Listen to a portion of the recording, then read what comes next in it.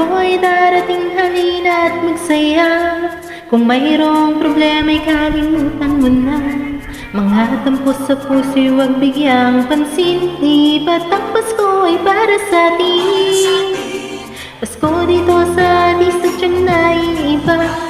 May karaning, may akinaldo at parol pa. Lungkot sa puso ay hindi mo madarama, dahil ang Pasko ay pagsasaya.